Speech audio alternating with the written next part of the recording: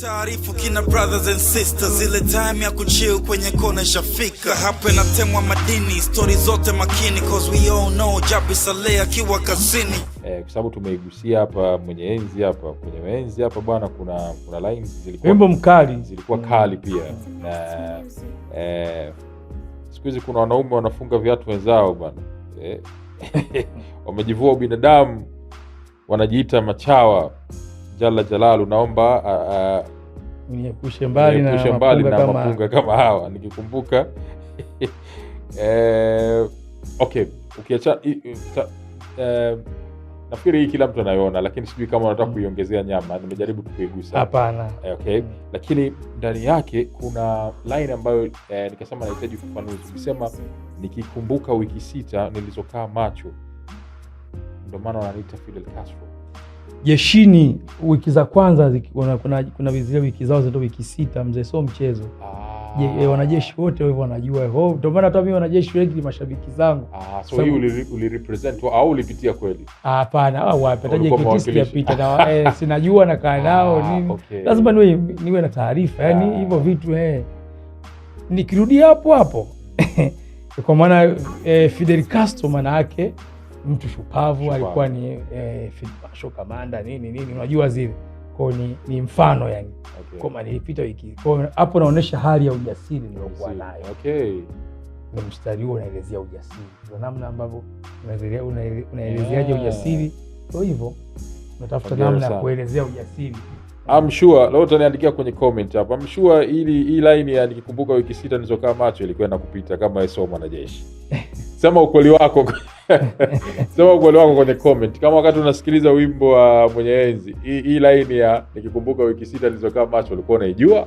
Niambie hapo kwenye comment. Lakini anyways, leo Mwalimu Nasha ametufanulia vizuri sana.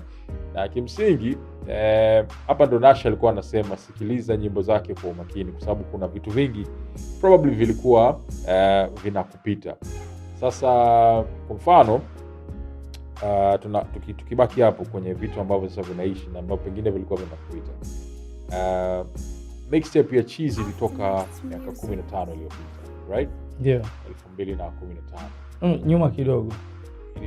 2013. Yeah. Miaka, kwa hiyo inakuwa ni miaka 10 na ngapi? 12. Yeah, badala miaka 12, sio miaka 10. So miaka 12 baadaye vitu ambavyo vimezungumzwa na Nash ndio exactly vimetokea mwaka huu 2025. Na sitaki nirudie, nafikiri kila mmoja anajua taifa limepitia ndani ya miezi hii miwili. Lakini ukiingia deep utakutana na vitu vyote ambavyo vimetokea sasa hivi. Kasikilize Kakasuma mle. Kwenye Kakasuma kuna lines nyingi sana ambazo tumeziona na sitaki kurudia line kaleta zogo, lakini ukisikiliza mwenyewe kwa manufaa yako exactly everything, si ndio? Exactly everything ambayo imetokea mwaka 2000 na watu wanaujua, of course. Yeah. Sasa nashukuru wewe, tuambie, pamoja na kwamba Kakasuma ulifungiwa ule wimbo, lakini everything ambacho tumekizungumza kimetokea mwaka 2025. Unajisikiaje kwanza? Na pia tuambie ulipofungiwa kwa wakati ule ulijisikiaje? Kwanza huo wimbo ulitoka 2013. Yeah. Mwishoni. Katikati mwa 2013. Alafu baadaye, kwa sababu wakati wimbo huu unatoka 2013 zilipanda nauli.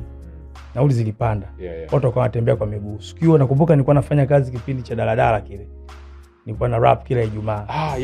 Sure, nakikumbuka kile kipindi. Kampuni ilikuwa inaitwa Kilimanjaro Productions ya Uholanzi. Yeah. Sasa sikio na mimi nimefika pale ofisini nini, lakini wakati natoka nyumbani nimeona watu wanatembea kwa miguu. Yeah. Na hapo ndo nauli, yani kama leo nauli ndo zimetangazwa kwamba zimepanda nini, watu wakaa ile, unajua Watanzania kama kawaida yetu, bwana asubuhi wengine wakawa wana move kwa miguu nini, watu habari, angalia habari. Kumbuka ile. Mimi nikafika ofisini.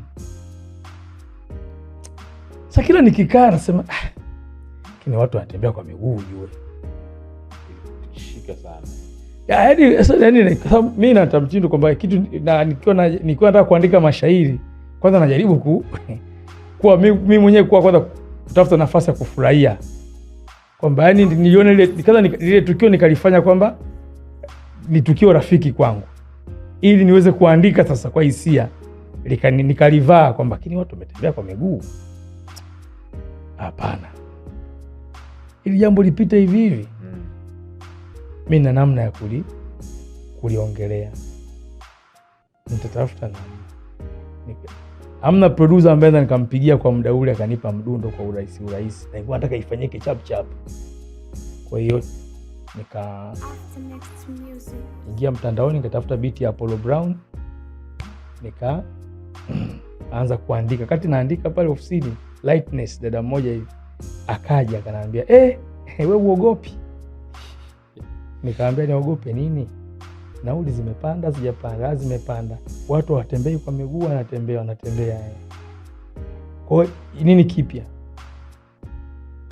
Mimi sikujafurahishwa na wale watu kutembea kwa miguu. Wale hawana sauti ya kusema, walau hata kama sauti yangu haitofika mbali.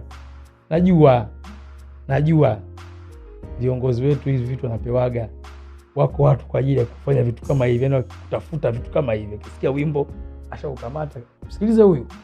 Yani hivyo vitu katika nchi watu wako, tunao watu wao tunaishi nao, kwamba hao wapo katika shughuli hiyo, vitengo vyao, kazi yao ndio hiyo, kuhakikisha kwamba viongozi wa juu wanapata taarifa za kila aina, na ndio kitu kizuri. Sasa nilipomaliza kuandika nini, kapata na kibwagizo chake, sio mchezo. Nikaingia studio moja ya mshikaji wangu Kijitonyama ito Jason, nikampigia, tukaingiza sauti, akaumix, mimi nikauachia kwenye mitandao, ukachezwa. Sasa ulienda, nataka nikiupiga katika matamasha. Yuko msanii mmoja aliniomba beat aitumie katika show zake, aliupenda ule wimbo, za kutumia mashairi nafikiri ikawa kwa kishida, kwa kanambia bwana, mimi naomba na mimi hilo mdundo natambaa nalo. Nikamtumia, nikamwambia sio yangu, kwa hiyo hata wewe mwenyewe unaweza yani sio yangu, sitaki kuchukua maujiko hiyo, nimedownload na wewe hiyo hapo. Mwaka 2014 ilikuwa mwezi wa 3 tarehe, ilikuwa mwishoni kutoka Nairobi narudi hapa, hiyo nimekaa maskani Budiopu, simu kuna 1 2 3 Maalim, umesikia? Mwandishi mmoja wa habari mwanangu akanipigia, bwana ngoma imefungiwa bwana, sisi kati shatambaa sana, bwana kama wimbo ushatambaa sana, si hatujui bwana, lakini radio RFA imepigwa onyo kupiga wimbo unachochea uvunjifu wa amani katika nchi nini, na wewe mwenyewe umeitwa mchochezi. Na mashairi yametajwa, kuna maneno yametajwa kabisa, hamna haja ya kuficha.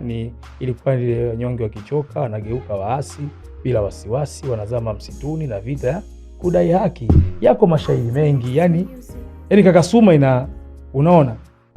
Sasa jina lenyewe pia labda walikuwa ndio mimi baadaye nikaja kusikiza kwenye taarifa ya habari usiku ya Times, nikanasikiliza Times nao walikuwa wamepewa onyo, lakini onyo ilikuwa Times walikuwa wamelipa la milioni 1, sio walikuwa wamefanya nini, lakini RFA walikuwa wamecheza huo wimbo. Kwa hiyo sasa nasikiliza, ninatajwa jina langu lote la Kiaya na alikuwa mkurugenzi kipindi kile. Huyo msanii anaitwa Nashi MC, kwa jina lake anaitwa Mutalemwa Jason Theobald Mushumbu. Nikasema kweli serikali naomba.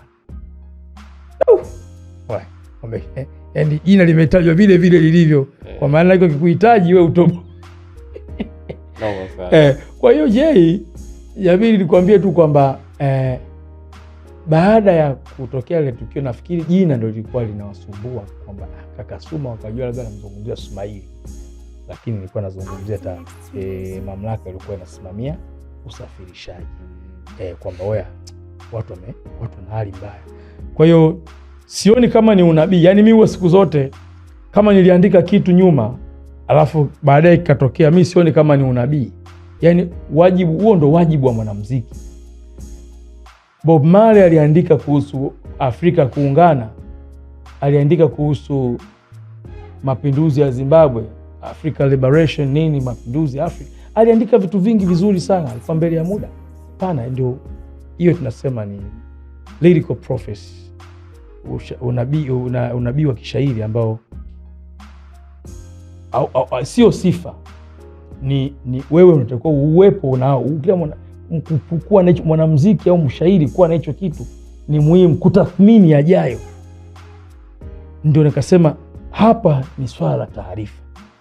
Unakuta mtu mwanamuziki hajawahi kusoma kitabu, hana historia yoyote anayojua, hajui. Nakupa mfano, nilikuwa ni studio moja, akaja mwimbaji mkubwa sana Tanzania, alipata kuvuma, anahangaika kuandika wimbo. Nikamwambia, unahangaika kuandika wimbo kaambia, wewe role model wako nani? Hapa siku hizi bado siwezi kuandika sio nini. Basi andikiwa. Huyo kuandikiwa noma, lakini kama unakosa mood ya muziki ya kuandika ule mzuka, lakini kuna namna ukisikiza muziki fulani, unamjua msanii fulani, kama unamjua Marjan Rajab, ndio nani? Alafu nikimtazama msanii mkubwa, nikajua anajikejeli au mshikaji wangu mmoja producer wake akanitumia message pale, bwana huyu amjui kweli. Huyu hamna kitu bwana. Jina tu kubwa lakini hajui kitu. Kama basi mjitahidi, huyu ni jabali la muziki. Kuliko hata hao wana muziki nyinyi wote ni hamwezi kufikia level yake. Jabali la muziki. Hayati Marjan Rajab, umjui? Nenda kakae umsikilize. Wimbo wake ulirudiwa na Red JD, Siwema. Mr. Paul Dia Zuena. Ndio huyo mchizi, ngamba sio mchizi babu. Hayati Marjan Rajab sio mchizi bana. Mbona unakuwa? Ikabidi nimweleze. Sasa taarifa. Kwa hiyo ili wewe uandike kitu bora au pengine kikaweza kwenda mbele ya muda, ni lazima uwe na taarifa. Usome, ujue vitu havikupiti, yani unafahamu. Lazima uwe na ufahamu wa kutosha kujua mambo mengi. Kwa hiyo mimi huaga sionagi sifa, yani kwamba nianze kujigamba niliandika hivi mimi nishaandikaga. Labda uniguse kwamba unitafutie safari kuniambia kitu fulani, alafu mimi ndo nitakwambia wewe babu, wewe huko unapoenda siko, tulishafanya 1 2 3 4 5. Of course, hongera sana kwa sababu ni vitu ambavyo vingi mliviongea na shukrani sana. Nikawa napitia baadhi ya kazi kwenye chizi pia, au sio? Kuna situation ambayo iko sasa hivi mahali najua ni ngumu, ni tough kwa baadhi ya wasanii, lakini sasa pengine hapa kuna mchanganyiko wa mafunzo, maoni na nini ambayo ningependa raia wenyewe ambao wanatutazama wanaweza kufanya nasema tathmini. Unasema hiyo ilikuwa ni kwenye asihusika na hip hop hiyo. Sawa. Anasema nikiongea jamii inanisikiliza, nikiongea jamii inawakatiza. Mbona hawawataki kwa jinsi mnavyoigiza, au sio bwana? Mmeikacha, mmegawa matabaka, mmekuwa vibaraka. Jamii mmeikacha, mmegawa matabaka. Mmekuwa vibaraka.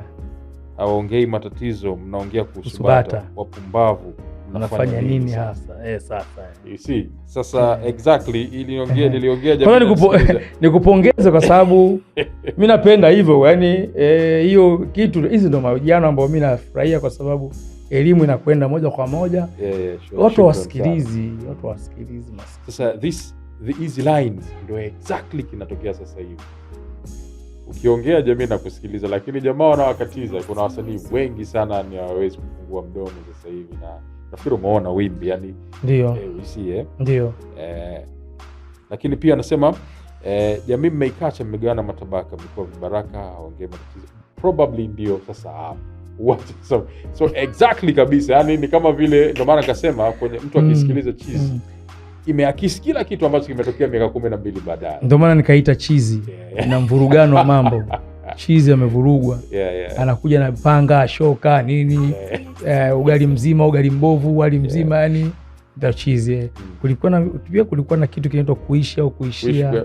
Kulikuwa nyimbo nzuri. Nafikiri niliwahi kukutamkia kwa kwamba bwana mimi Chizi is my favorite. Lakini wewe unasikiliza ndio unaweza kujua. Ilikuwa mixtape alafu sasa sio album. Ilikuwa ni mixtape ndio maana ilikuwa ipo katika maudhui ya mtindo mmoja.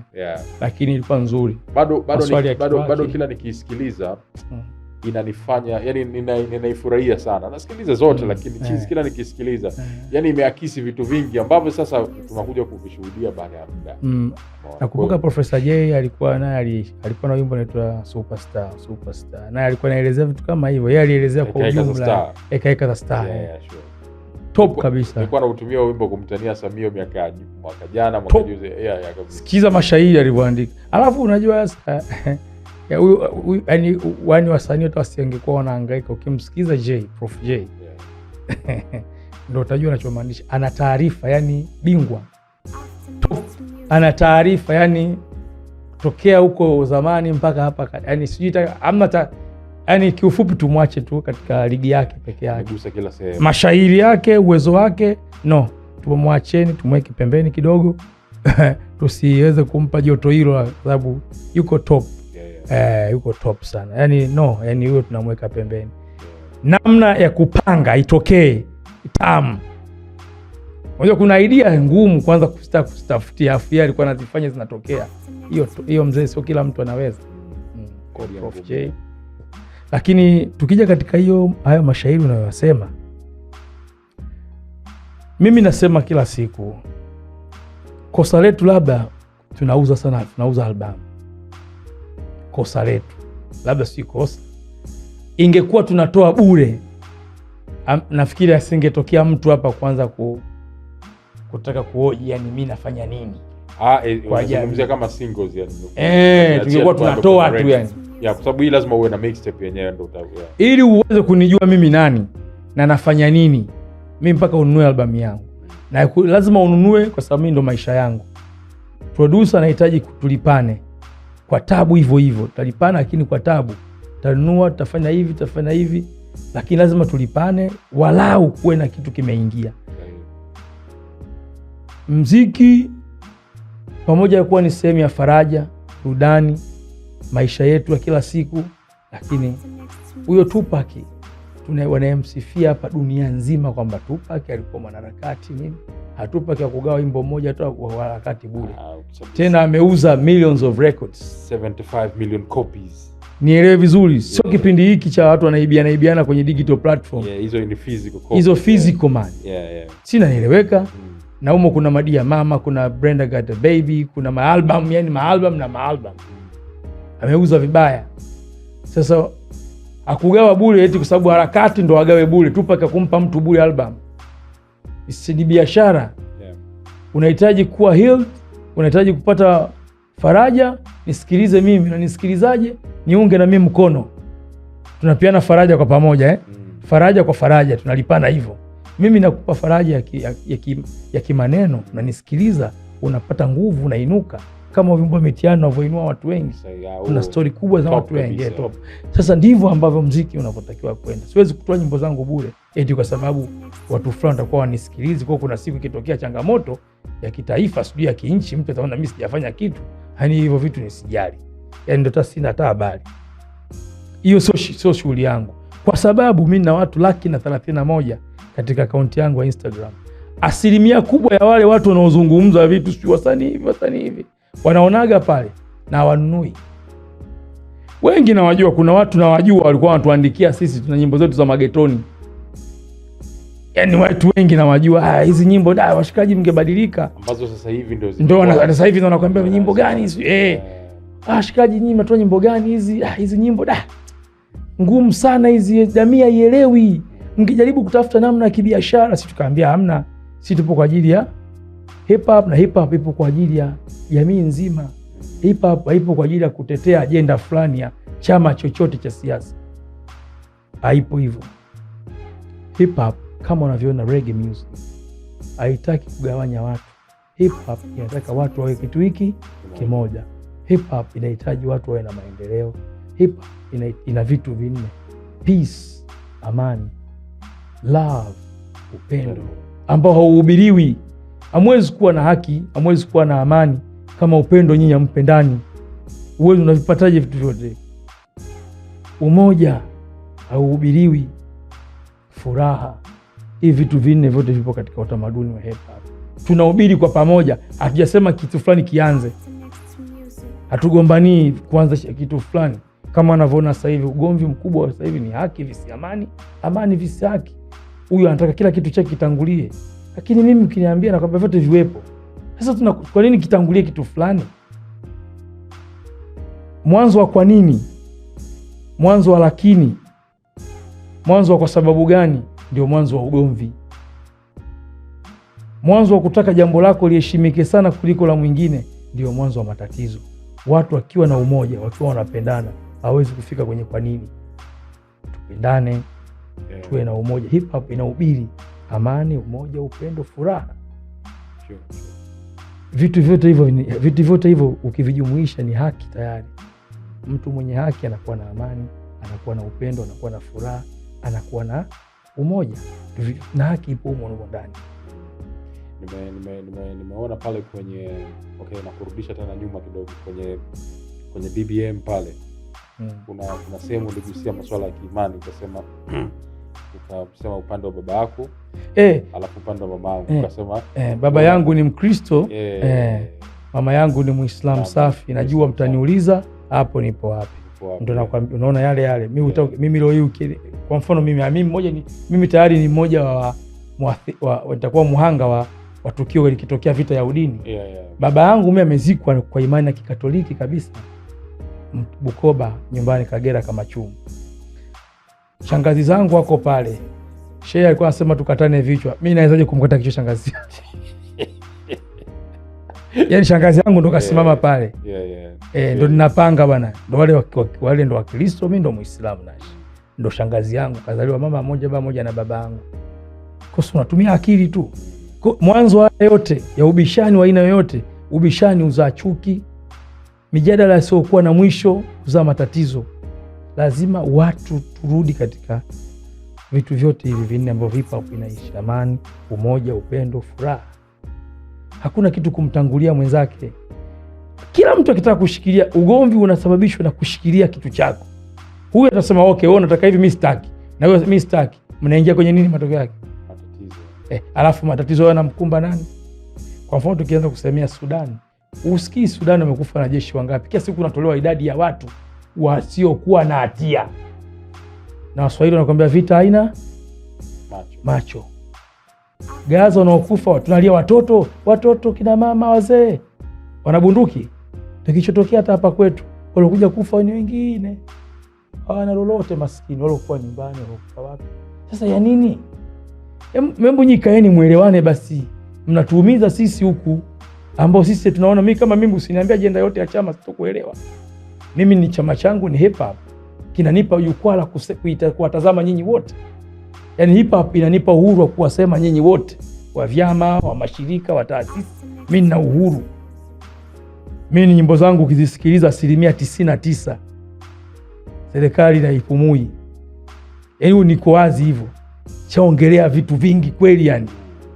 Yaani sina haja kujielezea. Yaani sitaka kufikia huko kwanza kuelezea. Sitaki. Na kaza naona inanikera. Kwanza mimi kujielezea, si nilifanya hivi, sitaki hata kusikia. Kwa sababu wanaonunua kazi zangu wanajua. Ununui sio kosa lako na sio kosa langu. Sijalazimisha mtu anunue kazi yangu. Ila usije kunigusa, kuniambia eti wewe hujafanya kitu fulani kwa jamii au wewe unatakiwa ufanye hivi. Hiyo kitu sitohitaji. Huko tutafika kubaya. Mimi hip hop inanipa nafasi ya kuzungumza vitu vingi sana. Niko huru. Unapokuwa kwenye chama unakuwa jicho moja chongo. Yaani unakuwa wanasema one sided eye. Wewe unakuwa unatazama hivi kwa sababu utakuwa unaona mavazi kila siku, unaona wengine tu wanakosea, wewe uko sahihi na hawa wanaona hivyo hivyo. Nyinyi kila siku mnaona hivyo hivyo. Mimi nikikaa na waangalia naona hawa wanasema ushawa. Hivyo ndivyo mimi ninavyotaka. Yaani naweza nikawabomoa nyinyi wote. Lakini tunachohitaji ni watu lazima tufike katika eneo la makubaliano, lazima tufike katika eneo la nini? Eneo la kutaka kujua katika mabishano yenu, alafu ya mshindi nani? si mnabishana, hawa wanataka itangulie hii na hawa wanataka itangulie hii. Haki wanasema sisi tunataka itangulie haki, hawa wanakuambia haki kwanza tutimize wajibu wa amani, tupate haki. Mpaka asubuhi yote wanabishana. Sinazaliwa nini sasa?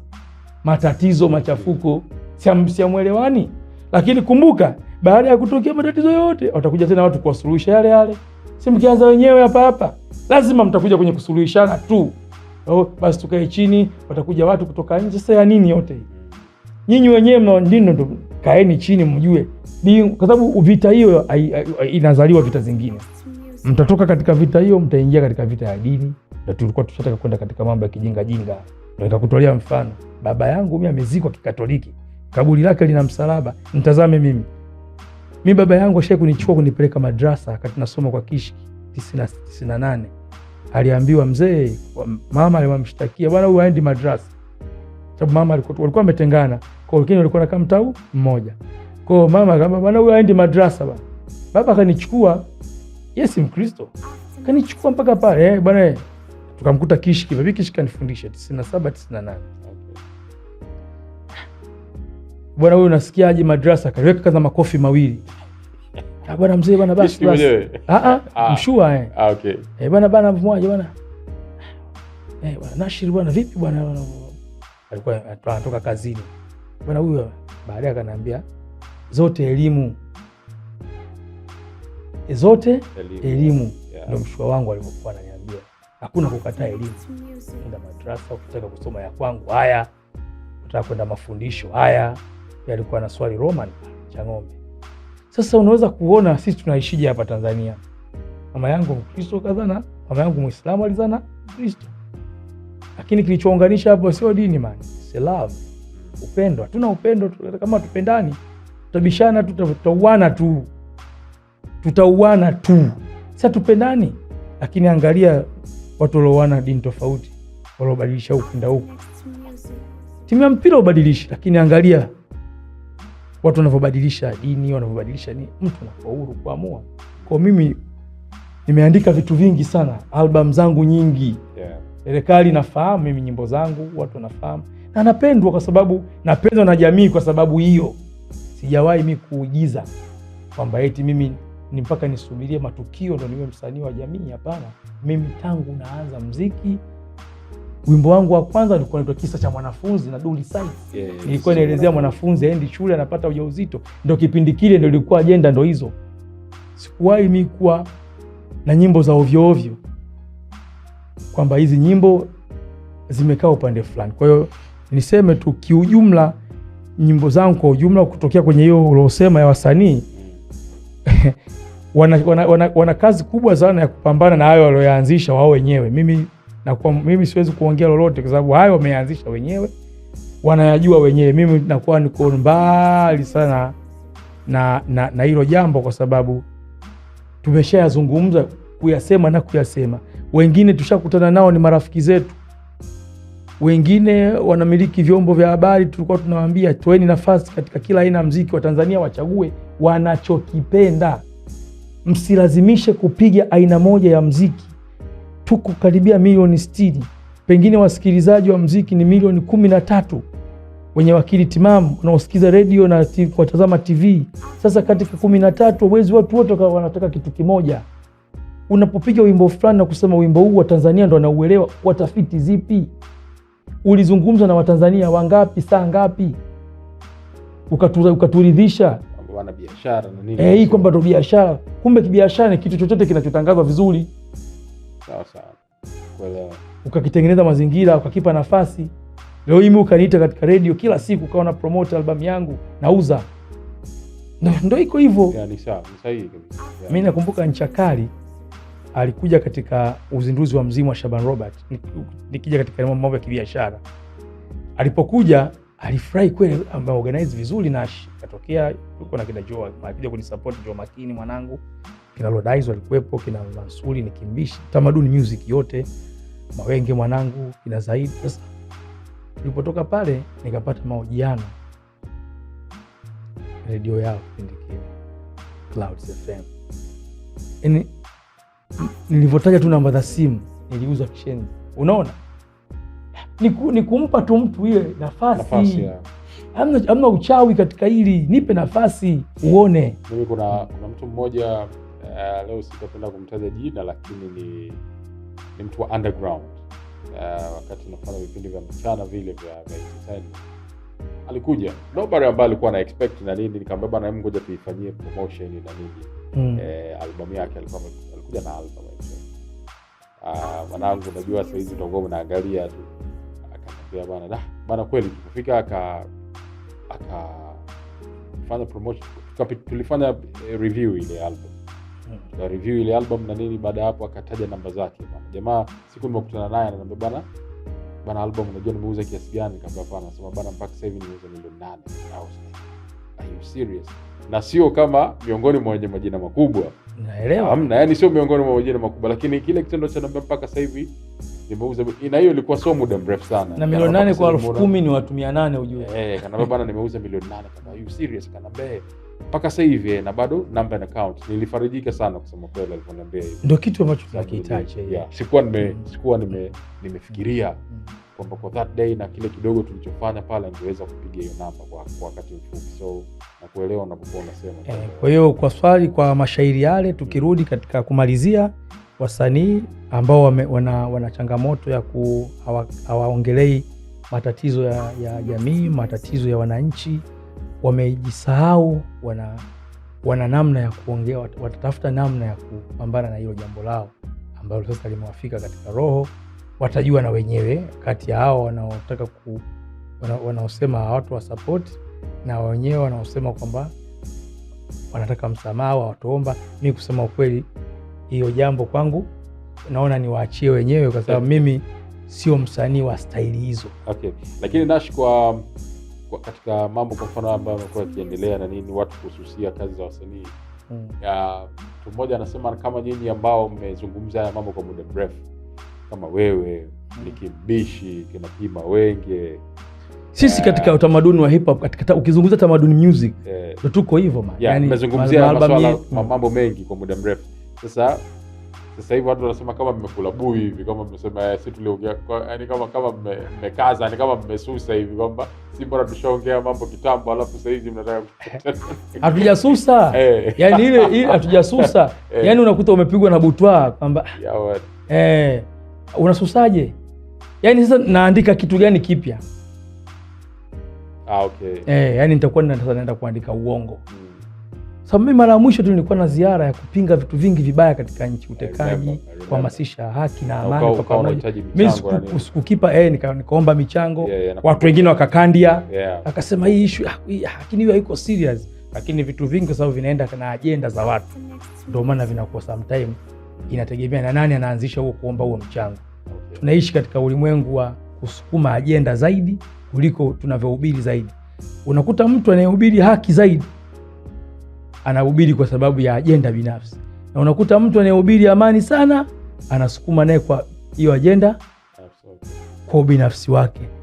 Kwa hiyo mimi nilitaka vyote viwili tuwe navyo, hakuna kumwacha mtu mwenzie njiani, tuwe navyo vyote. Yani itafute kila namna tuwe navyo. Sasa uko nyuma tulikuwa tunaishi vipi? Yani sasa hivi tutafute namna ya kwenda navyo vyote. Zitumike njia ambazo zilikuwa zinatumika siku zote ili sisi tuwe wamoja. Ndio hicho nachokipigania mimi, tuwe wamoja. Ubishani wowote uzaa matatizo. Hujawahi kusikia jamaa alienda kugombelezea afa akafa yeye? Bana, hiyo kesi nimesikia last week tu hiyo kuna sasa. Sasa ndio kinachokutana hapa, ndio hichi kinachokwenda kuzaliwa. Kwenye ugomvi wote anaweza kuja kufa hata asiyekuwepo, aliyokuwemo na asiyekuwemo. Ndio madhara yake hayo. Sababu si wanapobishana watu wawili, anakwenda pengine madhara yakatibuka pale makubwa, akaingia aliyokuwemo na asiyekuwemo, ikawa inna lillahi wa inna ilaihi rajiun. Kwa tunachokiomba sisi maamuma, mimi najiita maamuma katika hili, mimi ni maamuma watena safu yangu ya nyuma. Sisi tunawaambia bana, nyi wazee mnaobishana, tafuteni namna. Ubishani wowote huleta matatizo. Kwa mimi kama mwanamuziki sasa nishapiga kelele zote, lakini ukweli ni kwamba mara ya mwisho niliomba kabisa, jamani, kutokana na hali inaonekana sio nzuri, kuna namna hii, basi mimi nitumie sanaa yangu. Watu wengine wakakandia, hii bana, hii bana, hii haiko serious. Sasa unajua, sasa ndio ujue sasa, kama huyu mtu msanii mwingine ajui, anaweza akaona mbona mimi, lakini kwa sababu mimi naelewa tuko katika nchi ya aina gani na tunaishi na watu wa aina gani, wanapoongea unawajua watu ni wa aina gani. Ukiwa unaelewa, upati shida na mtu yoyote kwamba unajua hivi vitu vya kiajenda. Angekuwa amesema fulani ajenda hii imekaa kichama, hiyo tungeikubali, tungekuchangia, lakini kwa sababu ajenda yako ipo kutaka nchi isogee moja kwa moja kama nchi, kupinga ya mambo haingii kwetu, sisi pia hatukusupport. Kwa sikupata support ya serikali wala support ya mtu mwingine yoyote kutokea sehemu nyingine yoyote. Lakini ukweli ni kwamba sio kama tumekula buyu, ni kwamba sisi tunashangaa kwamba tunajiuliza imekuwa. By the way Nash, kwa sababu ya muda kidogo na nini, wacha leo tutanania hapa, lakini niwakumbushe kwenye wimbo wa Soko na Pesa, upata time hii sana msanii, ningependa usikilize wimbo unaitwa Soko na Pesa kwenye Chizi, au sio bwana? Naam. Kwenye Chizi, kwenye Soko na Pesa kulikuwa kuna ujumbe wenu wasanii ambao nafikiri mnaweza mkaachana na ule ambao nimeusoma hapo. Wanasema wanachowaza hawa vijana ni hatari, au sio bwana? Kuna ufahari wa kutaka kuonekana kwenye vyombo vya habari. Hiyo sio sanaa. Sanaa ni kuonekana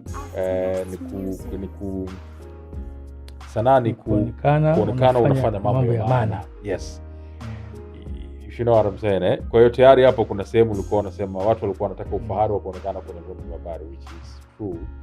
Na hapa manake Maalim Nash alikuwa anajaribu kuzungumzia message ambazo za trending na nini. Jana alikuwa anatania, anasema kwamba trending namba 2000. Yani mtu anataka kutoa wimbo, mtu analazimisha, kitu mtu anatafuta ile kuzungumziwa kwa lazima. Anafanya matukio ya ovyo.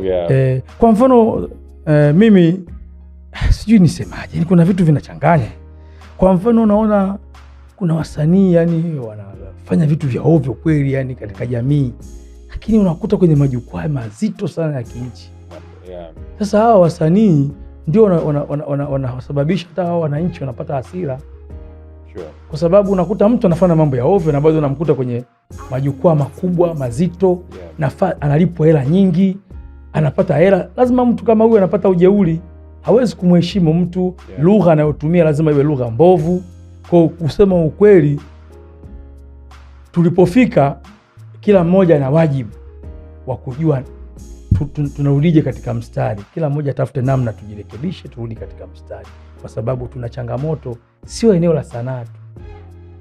Sababu wasanii wengi ukiangalia hata makuzi yao walipotokea ni katika hali dhoofu mno.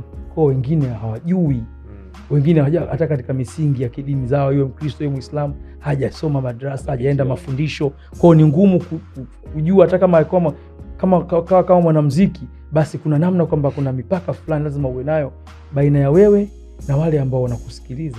Lazima uwe na hivyo vitu. Hii pia hata katika masomo ya kinidhamu. Mimi nafahamu kwamba watu walioendelea huko ulimwenguni huwa wanafundishwa nidhamu za kila aina. Nidhamu ya kuongea na watu wanapoomba picha, nidhamu ya kuongea na watu unapokuwa kwenye jukwaa. Hivi wanafundishwa watu, kuna shule za muziki academy. Sasa sisi hatuna.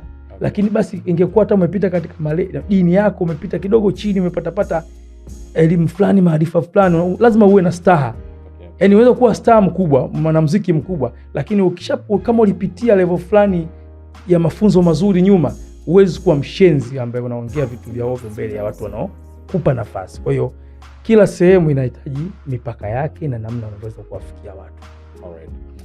Bana, sawa. Kulikuwa kuna ujumbe siku ile nimeweka hapa kwamba kama kuna mtu atakuwa na swali la kuuliza. Sasa nikipitia hapa nimeona tu kuna wengine wanatania zaidi, kwa sababu nawe umekuwa unapenda kutaniana na watu, lakini kuna wengine wamekupa moyo, Azizi Hunter alisema mpaka uzeeni tuko naye, sisi ni ndugu yake, hatujui kuhusu mashabiki, hatujali wanaosema tukikaza tutafanikiwa, hatuna haraka, tunakwenda tunapajua. Nafikiri nafikiri nyingi zilikuwa ziko hivyo, na nyingi zilikuwa ni za kupongeza zaidi. Inasema mzee hana baya bwana na chama lake la ubwabwa.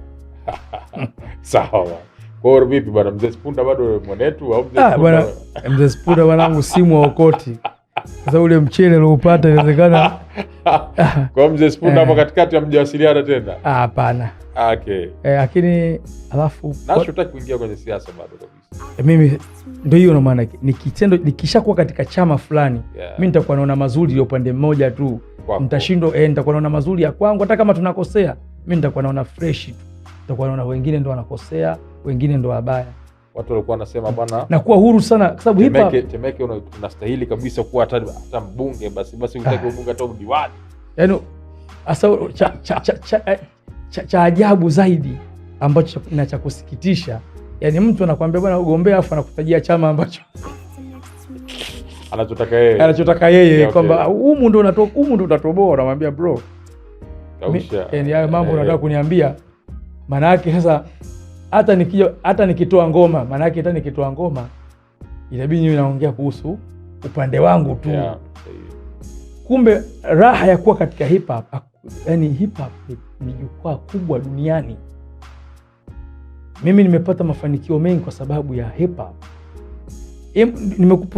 Tuliongelea wimbo naandika mimi nimegusia vitu, naandika kuhusu utukufu wa Mungu wangu anayeniongoza kwenye haya maisha yangu, bila kusahau utamaduni wa HOP. Na ndio mwanzo nikakwambia Mwenyezi Mungu alinitupa katika utamaduni wa hip hop, amenileta huku baada mimi kufeli kule mazingira ya shule ya elimu ya kawaida. Kwa katika naandika, naanza kwa kumshukuru Mwenyezi Mungu, lakini bila kusahau huku nilipokuwa sasa. HOP. Naipenda hii kitu. Siandiki bifu. Na bifu ni katika mfumo ambao ndani ya hip hop au katika ugomvi wa aina yoyote. Siandiki bifu. Unafahamu jinsi ambavyo mabishano ya kimuziki yalivyoua watu wengi Marekani. Na dunia kwa ujumla, nchi yote ambapo wasanii walikuwa na ugomvi, walikuwa wanaishia kuuana. Tunataka iwe hivyo. Mimi mtu anayeshabikia mauaji ya aina yoyote, namuona mtu wa ajabu, au anayehamasisha itokee vitu vya namna hiyo, huwa ananishangaza kidogo. Wakati dunia inapambana iwe sehemu nzuri ya kuishi, wewe ukiwa unahamasisha vitu kama hivyo, mimi naona hii mambo ya wapi? Kwa hiyo katika utamaduni wa hip hop tulikataa. Baadaye hata West ambapo tukajifunzia, watu walikubaliana baadaye kwamba haya mambo hakuna atakayeshinda, kwa sababu mimi nikikuona wewe wawezi na kupiga bunduki kila siku hivyo kila siku, faida yake alafu mwisho wa siku ni misiba tu. Kwa hiyo lazima tuelewe, binadamu mwenye akili lazima tafute namna ya kutatua matatizo yao sehemu yoyote. Kwa niliposema siandiki kuhusu bifu, siandiki bifu, naandika kuhusu matukio ya Afrika na vita vya kila siku. Kama naandika matukio ya Afrika na vita vya kila siku, Afrika ya Kati, Kongo na Sudani, tazama jinsi gani watoto na kina mama wanavyouawa kinyama hadharani. Leo hii mimi nawezaje kuwa naandika hivyo kuhusu Afrika ya Kati, Kongo, Sudani na nchi zingine, alafu nitake hapa nyumbani itokee hivyo? Mimi nitakuwa mweu. Mimi lazima niombe watu wote wawe kitu hiki kimoja, nyapande zote.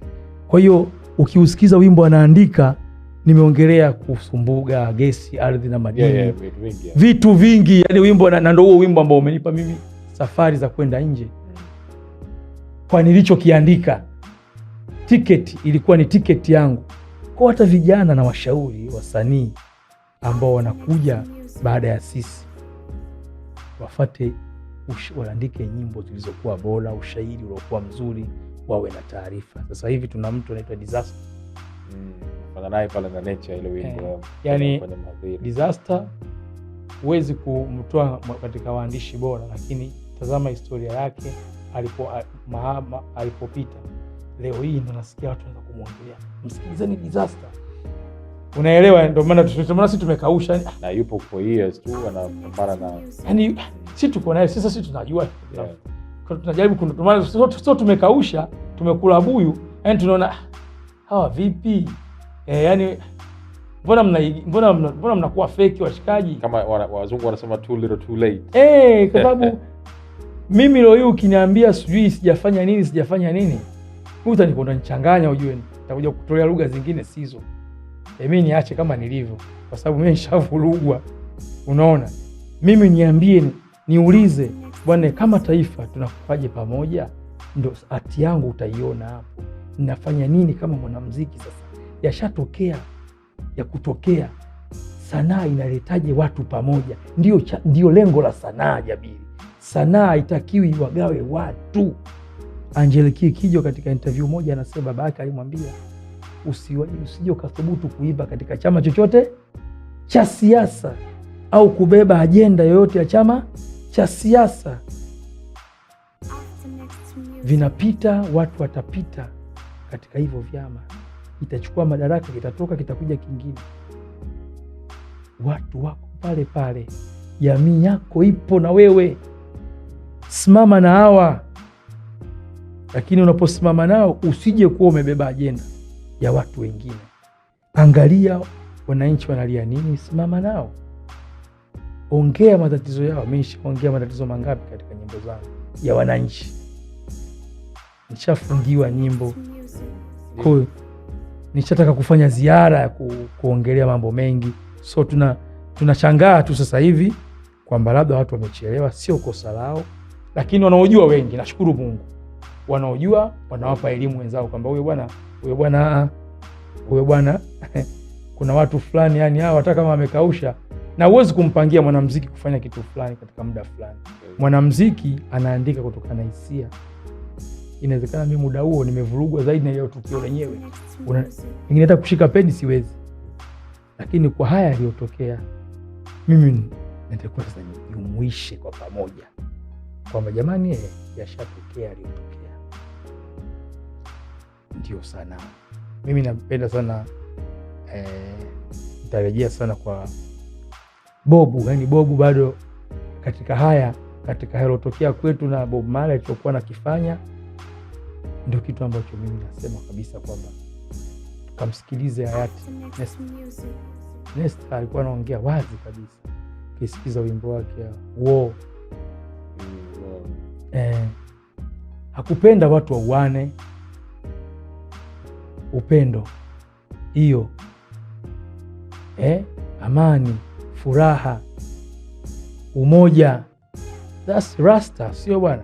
Katika hip hop sisi, unajua, ndio maana tamaduni hizi mbili zinapingwa, kwa sababu zinakataa mifumo yote mibaya ya kugawa watu. Hip hop inapinga kugawa watu, reggae ndo kabisa. Ndio maana hata dunia nzima serikali nyingi zinakataa hizi tamaduni mbili. Wakorazi watangaze miziki mingine ovyo ovyo, lakini hizi tamaduni mbili, sababu hizi sio mziki. Reggae ni culture, unajua, na hip hop ni culture, ni maisha ya watu, wana style zao, kila kitu chao. Sawa. Shukrani sana Nash bwana, na thanks for your time. Labda kwa sababu tumeona kuna ujio wa Cheo Dhamana hapa, labda huu ni mwanzo wa mradi mpya ama ni umeutoa tu kwanza kuonja wanasema? Cheo ni Dhamana ni wimbo la mwaka mzima nilishauandika. Na ilikuwa nifanye na Black Ninja hapa katikati kabla sijaenda Uingereza, lakini akaibiwa vitu vyake, nikaona siwezi kumchanganya. Siwezi kumchanganya kwanza tena apige midundo. Nikaongea na Kise kwa wakati niko Uingereza, nikaurekodi, lakini mashairi niliandika siku nyingi, na nilikuwa inspired na wimbo wa Msondo Ngoma. Msondo Ngoma walikuwa na wimbo unaitwa Cheo Dhamana. Sasa nilikuwa mimi nikisafiriji au nilikuwa nataka kuandika wimbo wanasikiliza nyimbo za zamani, kwa nikasema mbona wimbo idea wazo zuri, kwa labda watu wengine sasa wanahusianisha na mazingira pia upo nayo sasa hivi. Ndio nakwambia hiyo ndio hiyo prophecy yenyewe. Ningeutoa miaka ile na wangekuwa wanasema pia na huo. Nasha alishazungumza bwana, kitambo, lakini ziko nyimbo baada ya Cheo ni Dhamana. Kuna wimbo mwingine unakuja ambao nimefanya video 2 Uingereza. Nimefanya na Eddie Juma Northampton, na kampuni yake ya Nene Media. Ni mtu ambaye ashafanya kazi na Adam Juma hapa. Ni mtoto, ni mshikaji wa Ilala Zone, Eddie Juma. na hata 4 karibu na 0 nilifanya naye 2023, na safari tumefanya video nzuri, lakini kila kitu anamaliza Masai. Baada ya material yote nampa Masai, anamaliza kwa big up sana kwa Masai, anafanya kazi kubwa sana kuhakikisha tunafanya kazi nzuri. Kwa baada ya Cheo ni Dhamana, ndani ya siku zijazo tutakuwa na wimbo mwingine mpya ambao nao kigongo kweli mule yani. Maalim Nash, nimekwambia tuna mengi sana kuzungumza. Hii leo nafikiri ni siku chache sana, na kwa sababu bado ana miradi mingi, achana na ambayo inakuja. Hiyo iliyopita tu pekee yake tunaweza tukafanya vipindi hata 20, 50, unajua.